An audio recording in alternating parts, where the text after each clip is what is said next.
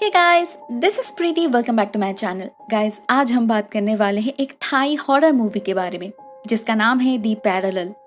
ये फिल्म 2014 में रिलीज हुई थी, डायरेक्टेड बाय पॉन वॉरवरेन्यू। IMDb पर इसका रेटिंग है 5.2 आउट ऑफ 10 और ये फिल्म ट्रू स्टोरी पर बेस्ड नहीं है।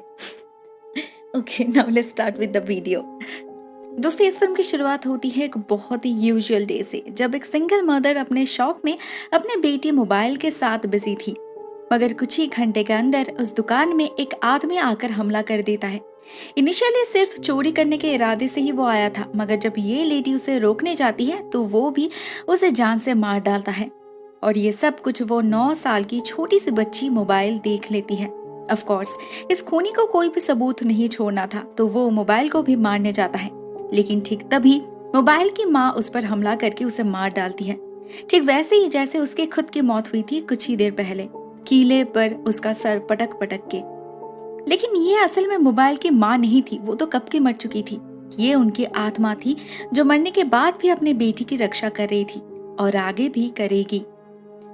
दिन दिहाड़े भरे बाजार में एक ऐसे हादसे से सभी हैरान हो चुके थे। पुलिस को इन्फॉर्म किया जाता है। जो लीडिंग ऑफिसर आते हैं, पता चलता है वो एक साइकिक है। तो जब बाकी ऑफिसर्स इस बात को समझ ही नहीं पा रहे थे कि किसने किसको मारा, ये ऑफिसर कुछ हद तक अंदाजा लगा चुके थे। ऊपर से जैसे वो लाश से मोबाइल को दूर ले जाने की कोशिश करते हैं तो उसकी माँ लिटरली उन्हें थ्रेट करती है। मोबाइल को अगर किसी ने हाथ भी लगाया तो वो उसकी जान ले लेगी। इसके बाद मोबाइल को एक ऑर्फनेज में डाल दिया जाता है, मगर उस भयानक हादसे के कारण वो अपनी बोलने की क्षमता खो चुकी थी। एट द सेम टाइम हम एक यंग लेडी को देखते हैं एक इलीगल अबॉर्शन सेंटर में। उसका बॉयफ्रेंड उसे यहाँ पर छोड़ के भाग गया। इस लड़की का नाम है एमी। कुछ दिनों पहले तक भी वो अपने परिवार, अपने पेरेंट्स और बॉयफ्रेंड ओम के साथ बहुत खुश थी।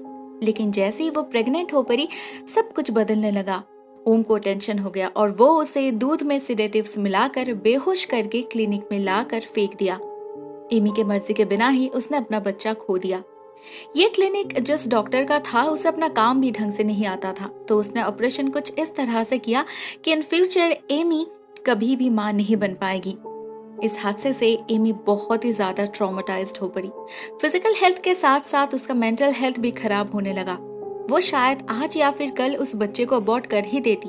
उसने अपने पेरेंट्स से भी इस बात को लेकर डिस्कस की थी, मगर खुद को प्रिपेयर करने के बाद कोई अच्छी जगह से, ऐसे हड़बड़ी में नहीं, तब शायद उसे ऐसे कॉन्सिक्वेंसेस भी भुगतना नहीं पड़ता। एक तो उसे इतना बड़ा धोखा मिला अपने बॉयफ्रेंड से, ऊपर से वो और कभी नॉर्मल फैमिली स्टार्ट ही नहीं कर पाएगी। इसका डर उसे पागल बना रहा था।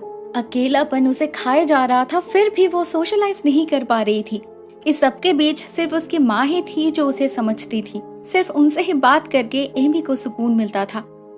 वो कभी कभी एक मॉन्क से भी मिलने जाती थी अपने मन के शांति के लिए। वो मॉन्क हमेशा एमी को एक न्यू स्टार्टिंग की सलाह देते थे। कुछ महीने रिग्रेट में बिताने के बाद आखिरकार एमी खुद को और एक चांस देने की डिसाइड करती है। उसकी बेस्ट फ्रेंड है नैन। एमी उससे मिलने जाती है। पता चलता है नैन एक ऑर्फनेज में काम करती है। एमी को इन बच्चों को देखकर बहुत दुख होता है। ये तो उनसे भी ज्यादा अनफॉर्चुनेट है, इन्हें तो लाइफ में कुछ भी नहीं मिला।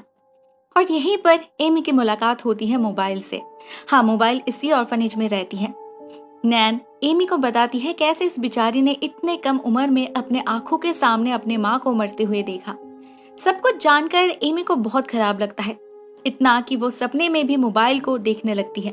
और फाइनली एक दिन वो मोबाइल को अडॉप्ट करने की डिसीजन ले ही लेती है, ये जाने बिना ही कि इस लड़की के साथ क्या राज छुपा हुआ है। पिछले कुछ महीनों में इसके साथ, उसके कारण इस ऑर्फनेज में क्या क्या हुआ है।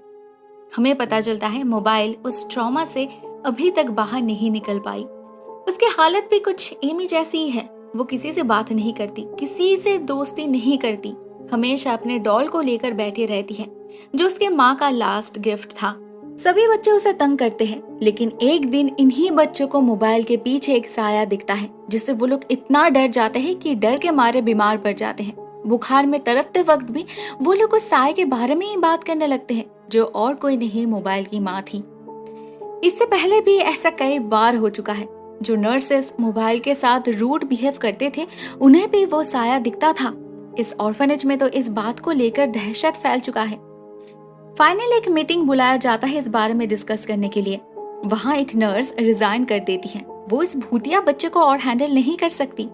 वो मोबाइल से इतनी नफरत करने लगी थी कि जाते जाते वो मोबाइल को थप्पड़ भी मारने की कोशिश करती है, लेकिन मार नहीं पाती। जैसे ही वो हाथ उठाती है उसे मारने के लिए, कोई उसे खींचकर कमरे के अंदर ले आता है, बालों से खींचकर ऊपर उछालता है और फैन से उसका सर काट देता है। पूरा रूम खून से लहूलुहान हो चुका था। इन्वेस्टिगेटर्स आते हैं, सभी से पूछताछ करते हैं, सभी इस भूतिया हादसे के बारे में गवाही देते हैं, जो इन ऑफिसर्स को बिलीव ही नहीं होता। इतना तो वो समझ चुके थे कि शायद ये ऑर्फनेज ही हॉन्टेड है, लेकिन उनका चीफ जो एक साइकिक है वो उन्हें रात में आकर इन्वेस्टिगेट करने के लिए कहते हैं, क्योंकि कुछ सच्चाई दिन के उजाले में विजिबल नहीं होती। इस सब के बीच अगर कोई सबसे ज्यादा सफर कर रही थी तो वो है मोबाइल। लोग उससे और ज्यादा डरने लगे थे। वो खुद को और ज्यादा आइसोलेट कर चुकी थी। नैन जैसे कुछ भले नर्सेस भी थे जिन्हें उसे लेकर टेंशन हो रही थी। ऐसा चलता रहा तो वो अपने ट्रॉमा से कभी भी बाहर नहीं निकल पाएगी। उन्हें समझ आ चुका था कि मोबाइल को एक माँ की जरूरत है, एक घर की जरूरत है जहाँ उसे प्यार और प्रॉपर केयर मिले, ट्रीटमेंट नहीं। तो जब एमी उसे अडॉप्ट करने की बात करती है, नैन उसे कुछ भी नहीं कहती। एमी मोबाइल को अपने घर ले आती है, बहुत अच्छे से उसका ख्याल रखती है, मगर मोबाइल वैसे की वैसी ही रह जाती है, गुमसुम सी, अपने दुनिया में खोई हुई। नैन रेगुलरली फोन पर उनकी खबर लेती रही। एक दिन वो एमी से पूछती भी है, क्या तुमने कुछ अजीब फील किया है मोबाइल के बारे में? तब तक एमी को ऐसा कुछ भी फील नहीं हुआ था, तो वो ना कह देती है, लेकिन उसके कुछ दिन बाद से ही कुछ चीजें उसके नजर में आने लगती हैं। एक दिन उसे ऐसा लगता है कि मोबाइल के साथ बाथरूम में और भी कोई है, कोई लेडी। दूसरे दिन जब वो रात में मोबाइल को सुला रही थी, उसे पक्का फील होता है कि दीवार के पीछे कोई लड़की खड़ी है, जो लाइट ऑन करने के साथ साथ ही गायब हो जाती है। एक्चुअल में इस साय की प्रेजेंस पिछले कुछ दिनों से उसे लगातार फील हो रही थी। पहले तो वो उतना ध्यान नहीं देती, मगर बाद में मोबाइल के सेफ्टी के लिए वो घर में सीसीटीवी कैमरास इंस्टॉल करवाती है। ऐसे ही कुछ दिन बीत जाते हैं। हम उन पुलिस ऑफिसर्स को देखते हैं उस नर्स के केस को इन्वेस्टिगेट करते हुए। इतने दिन उन लोगों ने बहुत कोशिश की, रात में जाके उस ऑर्फनेज में वक्त भी बिताए, मगर कुछ भी हाथ नहीं लगा। उस चीफ डिटेक्टिव को फील हो रहा था कि इस हादसे के साथ उस शॉप वाले हादसे का कोई ना कोई कनेक्शन तो जरूर है। तो वो सीसीटीवी फुटेज चेक करने का ऑर्डर देते हैं। उधर धीरे धीरे मोबाइल भी एमी के साथ कंफर्टेबल होने लगी थी। हाँ, अभी भी वो उससे ना बात करती है, ना बहुत ज्यादा ट्रस्ट करती है उस पर, लेकिन पहले जैसा वो एमी से दूर नहीं भागती। वो समझती है एमी उसकी भलाई चाहती है और वो नर्सेस की तरह रूड भी तो नहीं। एक दिन एक हादसा होता है। एमी गई थी मोबाइल को लेकर डॉक्टर के पास। लौटते वक्त उस अबॉर्शन क्लिनिक को देखकर वो पहचान पाती है। मोबाइल को गाड़ी में रखकर वो जाती है छानबीन करने। इस मौके पर एक चोर उस गाड़ी को चुराने की कोशिश करता है। मोबाइल तो बेचारी बच्ची है, वो डर जाती है, कुछ कह नहीं पाती, लेकिन उसकी माँ फिर से एक बार उसकी रक्षा करती है, भगा देती है उस चोर को। उस चोर के चिल्लाने की आवाज से एमी भी आ जाती है। उसे बहुत बुरा लगता है। उसे मोबाइल को ऐसे अकेला छोड़कर जाना नहीं चाहिए था। आखिर वो उसे अपनी बेटी जो मानती है। उसके कुछ दिन बाद एमी मोबाइल को घुमाने ले जाती है एक पार्क में, जहाँ से अचानक से ही मोबाइल कहीं गायब हो जाती है। एमी तो उसे ढूंढते ढूंढते थक चुकी थी। फिर मोबाइल की स्पिरिट मॉम उसे गाइड करके मोबाइल के पास पहुंचा देती है। मतलब उसके दोनों मॉम्स मिलकर उसकी रक्षा कर रही थी। उसे तो कुछ हो ही नहीं सकता। मतलब उसके बारे में सब कुछ ठीक ही चल रहा था, मगर एमी का अपना घाव अभी तक भरा नहीं था। वो हमेशा अपने अतीत के बारे में, उस अबॉर्शन क्लिनिक के बारे में सोचती रहती है। वो कई बार उस क्लिनिक के सामने जाकर रुक जाती है, लेकिन अंदर जाने की हिम्मत उसमें नहीं होती। एक रात वहां से गुजरते वक्त वो देखती है ओम वहां एक नई लड़की को लेकर अंदर जा रहा था। एमी उसका पीछा करती है और अंदर जाकर डॉक्टर पर चिल्लाने लग जाती है, लेकिन इससे फायदा कुछ भी नहीं होता। वो लड़की वहां पर अपने मर्जी से गई थी, उल्टा ओम उसे इंसल्ट करके बाहर निकाल देता है। उस रात एमी अपने माँ को कॉल करके बहुत रोती है। अगर वो पास रहती तो शायद एमी के लिए खुद को संभाल पाना और आसान होता। उसी रात एक और हादसा होता है। ओम और उसकी गर्लफ्रेंड स्विमिंग करने जाते हैं, जहां ओम उसके गर्लफ्रेंड का पीछा करते करते बाथरूम में जा पहुंचता है। उसे लगा उसकी गर्लफ्रेंड उससे मजाक कर रही होगी, मगर तभी कोई उसके प्राइवेट पार्ट को काट देता है। पुलिस आती है, इन्वेस्टिगेशन स्टार्ट होता है, लेकिन हर बार की तरह ना उन्हें कोई फिंगरप्रिंट्स मिलती है, ना फुटप्रिंट्स और ना सीसीटीवी फुटेजेस में कुछ भी रिकॉर्ड हुआ था। पुलिस बिल्कुल श्योर हो चुकी थी कि या तो ये खूनी कोई ऐसा व्यक्ति है जो एक्सट्रीमली चालाक है, हर चीज का ख्याल रखता है वो, या फिर कोई ऐसा है जिसका फिजिकल एग्जिस्टेंस ही नहीं है। इस सबसे अनजान एमी अपने आप को लिविंग रूम में पाती है नेक्स्ट मॉर्निंग। उसे याद तक नहीं वो बेडरूम से यहाँ पर कैसे पहुंची। ऊपर से उसके नेक पर खून भी लगा हुआ था।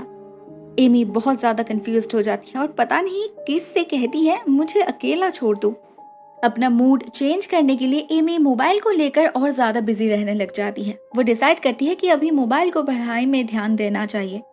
वो उसके लिए एक ट्यूटर भी घर बुलाती है, लेकिन ये ट्यूटर बहुत ही बदमाश निकलती है। वो एमी के एब्सेंस में मोबाइल को मारने जाती है, तो उसकी स्पिरिट मॉम भी उस ट्यूटर की अच्छी खबर लेती है। ऐसे भगाती है कि दोबारा लौट कर वो ट्यूटर घर नहीं आती। तो एमी ही मोबाइल को होम स्कूलिंग करवाने लग जाती है, मगर मोबाइल पढ़ना ही नहीं चाहती थी। तो वो बहुत एग्रेसिवली एमी को पुश करती है। एमी को बहुत खराब लगता है। उस रात एमी खुद को और रोक नहीं पाती। उसने ऑलरेडी मोबाइल के अतीत के बारे में, उसके माँ के खून के बारे में ऑनलाइन स्टडी कर चुकी थी। तो उसे पता है ये जो साया उसके घर में मंडरा रहा है वो मोबाइल की माँ ही है। मगर और कब तक? वो तो मर चुकी है। तो अभी जब एमी मोबाइल को अपनाने की कोशिश कर रही है तो वो क्यों बार बार बीच में आ रही है? एमी तो अपनी पूरी कोशिश कर रही है उसके बेटी को एक नया जीवन देने की। शायद ये बात उस छोटी सी बच्ची को भी समझ आ रही थी। तो वो उस दिन से एमी के साथ अच्छे से बॉन्ड करने लग जाती है। उधर ओम के बारे में पता करते करते उन पुलिस ऑफिसर्स को उसकी एक्स गर्लफ्रेंड यानी कि एमी के बारे में भी पता चल जाता है। वो लोग आते हैं एमी के घर उससे पूछताछ करने और मोबाइल को देखकर पहचान लेते हैं। साथ में उसकी स्पिरिट मॉम को भी वो लोग देख पाते हैं, जिससे उनके मन में और कोई शक नहीं रहता कि ये सारे केसेस इंटर रिलेटेड है। वो लोग एमी को फॉलो करने लग जाते हैं रेगुलरली और बहुत जल्द उन्हें उस क्लिनिक के बारे में भी पता लग जाता है। दिन में तो विदाउट वारंट वो लोग अंदर घुस नहीं पाते, तो एक रात वो लोग रेड करने जाते हैं। लेकिन तब तक वो सो कॉल्ड डॉक्टर निकल चुका था। आजकल उसका धंधा काफी अच्छा चल रहा था, पैसा भी बहुत आ रहा था, तो वो काफी अच्छे मूड में था। लेकिन कुछ आगे जाते ही उस पर एक लड़की हमला कर देती है। उसे अपने आसपास बच्चों की रोने की आवाज सुनाई देने लगती है, उनकी लाशें दिखती है और तभी वो लड़की एक चाकू से उसके टुकड़े टुकड़े कर डालती है। जब तक वो ऑफिसर्स वहां जा पहुंचते हैं उन्हें सिर्फ वो लाश मिलती है, जबकि हमें आधे अंधेरे और आधे रोशनी में बस एक पल के लिए उस लड़की का चेहरा दिखता है। ये तो एमी है। डॉक्टर के बाद ये ऑफिसर्स उसके असिस्टेंट को फॉलो करने लग जाते हैं, लेकिन कोई उसका भी खून कर देता है बहुत ही मिस्टीरियस तरीके से। दोनों ऑफिसर्स को ही वहां एक लड़की की प्रेजेंस फील होती है, जिसका चेहरा वो फिर से एक बार देख नहीं पाते। इस बार एमी के घर के सीसीटीवी फुटेज में एमी खुद को देख पाती है रात के वक्त बाहर से घर के अंदर आते हुए, जबकि उसे खुद कुछ याद ही नहीं। लेकिन वो उतना ध्यान नहीं देती इन चीजों पर। मोबाइल से उसका रिश्ता बेहतर हो रहा था। वो इसी सच्चाई को लेकर खुश थी और यहीं से खुश रहना चाहती थी। लेकिन 2 खून हो चुके थे। पुलिस का शक बार बार एमी पर ही जा रहा था। इससे पहले भी उस चीफ डिटेक्टिव ने उसे पुलिस स्टेशन बुलाकर इंटेरोगेट किया था, मगर उनके पास कोई सबूत नहीं था। इस बार बहुत मुश्किल से उन्हें कुछ सीसीटीवी फुटेजेस मिली है, मगर उससे जो बात सामने आई है उसके लिए शायद कोई भी रेडी नहीं था। फिर से एक बार एमी को बुलाया जाता है पुलिस स्टेशन और ये फुटेजेस दिखाया जाता है। ये उस डॉक्टर के खून वाले फुटेजेस थे। इसमें क्लियरली उस डॉक्टर के पीठ पर एक औरत दिख रही थी, मगर ये एमी नहीं थी, ये उसकी माँ थी। यहाँ पर रिवील होता है इस फिल्म का क्लाइमैक्स और हमें एमी की लाइफ की एक कड़वी सच्चाई पता चलती है। हमें पता चलता है ओम के कारण उसने सिर्फ अपना बच्चा और अपना नॉर्मल लाइफ ही नहीं खोया, साथ में अपने माँ को भी खोया था। एमी की माँ कभी भी ओम को पसंद नहीं करती थी। क्यों करेंगी? वो एक बहुत ही वेल टू डू फैमिली से बिलोंग करती है, वेल एजुकेटेड फैमिली से बिलोंग करते हैं, तो वो हमेशा एमी को पढ़ाई पर ध्यान देने के लिए कहती थी, लेकिन एमी कभी नहीं सुनी। फाइनली जब वो प्रेग्नेंट हो पड़ी, ओम ने उसे अबॉर्शन के लिए फोर्स करना स्टार्ट कर दिया। तब उसे अपनी गलती समझ में आई, अपनी माँ की बात समझ में आई, लेकिन तब तक बहुत लेट हो चुका था। उसकी माँ भी नहीं चाहती थी कि एमी की जिंदगी बर्बाद हो। उसकी पढ़ाई भी कंप्लीट नहीं हुई थी, तो उन्होंने हाँ कर दिया अबॉर्शन के लिए। और इसी बात पे एमी के पिता के साथ उनका झगड़ा शुरू हो गया, क्योंकि वो इस बच्चे को गिराना नहीं चाहते थे। वो एक काफी धार्मिक इंसान है और उनके लिए किसी की जान लेना एक बहुत ही बड़ा गुनाह है। उनके लिए उनके बेटी के सम्मान उसके फ्यूचर से भी ज्यादा इम्पोर्टेंट ये पाप है। जब उनकी पत्नी ये बात नहीं मानी तो उन्होंने उन्हें ऐसा धक्का मारा कि उस बेचारी की सीढ़ियों से गिरकर मौत हो गई, वो भी एमी के आंखों के सामने। एमी इस गम को बर्दाश्त नहीं कर पाई। इतना सब कुछ उसके साथ एक साथ हो गया कि वो एक ट्रांस में चली गई। लेकिन उसकी माँ मरने के बाद भी कभी भी एमी को छोड़कर नहीं गई। वो हमेशा उसके साथ साथ ही रहने लगी। सिर्फ एमी को ही वो दिखाई देती थी, बात करती थी उससे। और जब एमी को उस क्लिनिक का एड्रेस पता चला तो उन्होंने ही एमी के जरिए उस डॉक्टर और असिस्टेंट को मार डाला, जिससे इन फ्यूचर और किसी लड़की की हाल ऐसी ना हो। ओम को सबक भी उन्होंने ही सिखाई। तभी तो एमी रात की बात याद नहीं कर पाती थी, क्योंकि तब उसका शरीर उसका नहीं रहता था। लेकिन उसकी माँ उसे पुलिस के हाथ से भी बचाना चाहती थी, इसीलिए सीसीटीवी कैमरास में अपनी ट्रू सेल्फ रिवील कर दी, जिससे उसके बेटी पर कोई सवाल ना उठाए। ये सारे हादसे कंप्लीटली सुपरनैचुरल थे, पैरानॉर्मल थे, जिनका कोई लॉजिक ही नहीं बनता। और अगर वो लोग चाहे भी तो इसे लॉजिक नहीं दे पाते। वो लोग चाहे भी तो एमी को दोषी साबित नहीं कर पाते, क्योंकि उसके खिलाफ एक भी सबूत नहीं था। लेकिन वो चीफ डिटेक्टिव ऐसा चाहते भी नहीं थे, क्योंकि और किसी को ना सही, लेकिन शायद वो एक साइकिक है, इसीलिए सबसे पहले उन्हें सच्चाई के बारे में अंदाजा लग चुका था। वो समझ चुके थे कि ये एमी गुनहगार नहीं है, तो वो एमी को जाने देते हैं। और हम पहली बार मोबाइल को बोलते हुए सुन पाते हैं, माँ घर चलो। मतलब आखिरकार उसने एमी को माँ का दर्जा दे ही दिया। दोस्तों, ये कहानी यहीं पर एंड हो जाती है। यहाँ पर हमें मोबाइल और एमी के बीच का रियल कनेक्शन पता चलता है। उन दोनों की हालत बिल्कुल सेम टू सेम है। उन दोनों ने ही अपनी माँ की मौत देखी थी। उन दोनों की माँ ही मरने के बाद भी उनकी रक्षा कर रही है और हमेशा करेंगी भी। तो उनकी लाइफ तो बिल्कुल पैरेलल है, एक दूसरे को कंप्लीट करती है। इससे अच्छा रिश्ता और क्या हो सकता है। दोस्तों, आज के लिए बस इतना ही। मुझे तो ये फिल्म काफी अच्छी लगी। आपका क्या ख्याल है? Write down in the comment section. Thank you so much for watching this video guys. बहुत जल्द मिलते हैं एक और नए वीडियो के साथ। तब तक के लिए टेक केयर, टाटा।